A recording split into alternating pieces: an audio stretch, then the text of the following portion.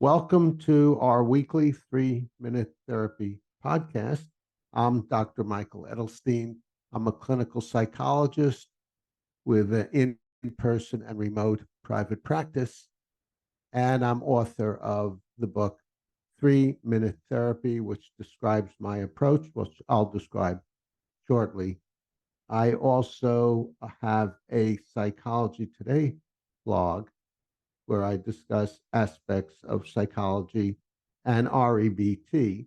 And REBT stands for Rational Emotive Behavior Therapy, which was a revolutionary approach to therapy when it was devised by Albert Ellis, starting in the mid 50s, 1950s. And it's based on the premise that our emotions don't come directly from situations, but rather they come from our thinking about situations. So if I win the lottery and I'm happy, most people would say I'm happy because I won the lottery, but that's not how we work.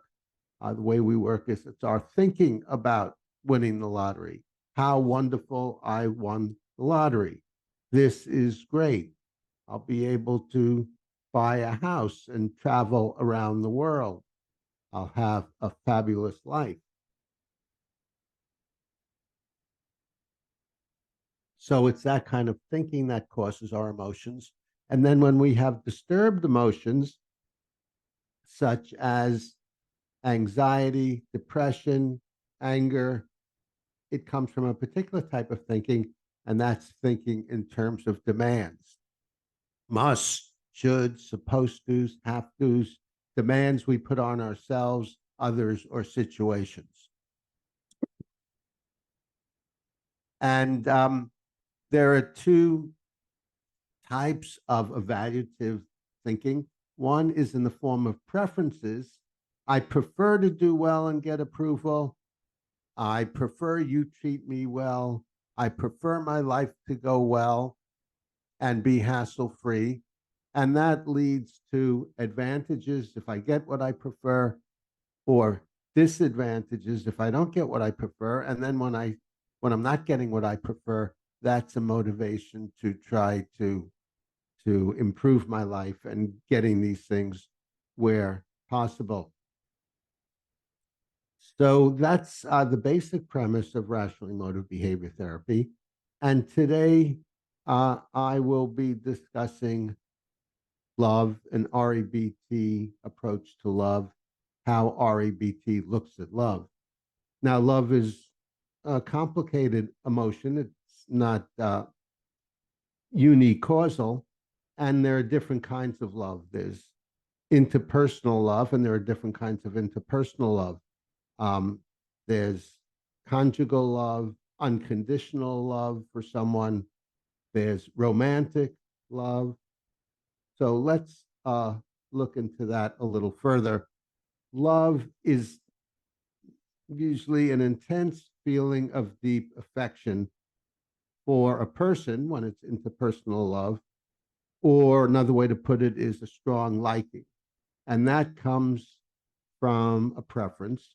I prefer my child and very strongly, and therefore I love my child. Or I prefer my spouse, and therefore I very strongly, and therefore I love him or her.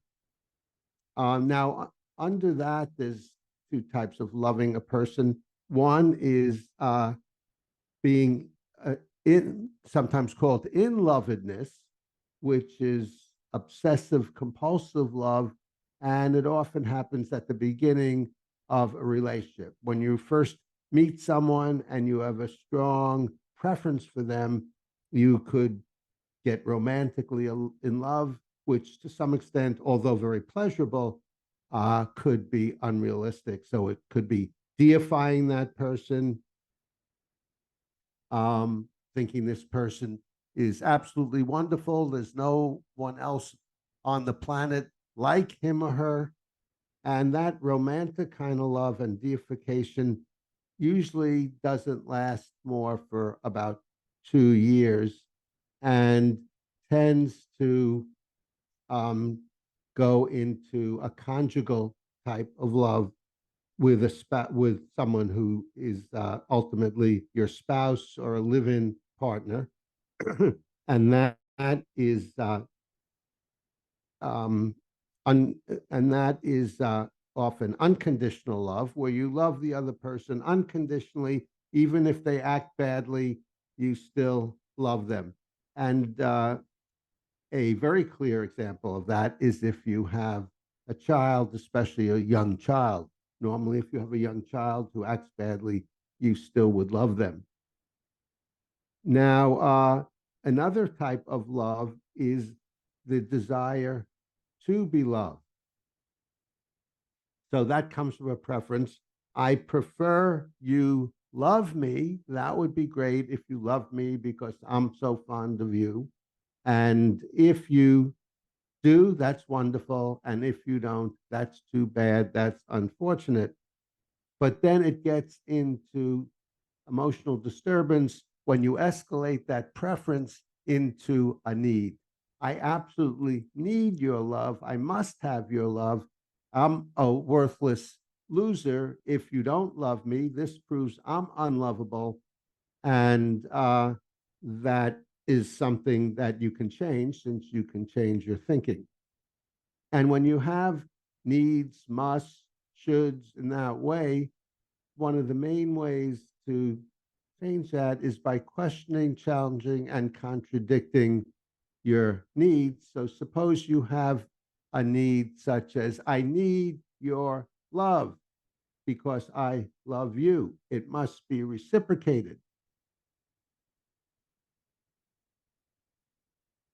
So you can ask yourself, what's the evidence? Because I strongly prefer your love, I absolutely need it. What's the evidence? I'm going to die or I'm no good without it. And if you think about it, there's no evidence you're no good. And one of the main reasons is whether someone loves you or hates you, you're still always an imperfect human who acts imperfectly. You're never a bad person or a loser. You're always an imperfect human.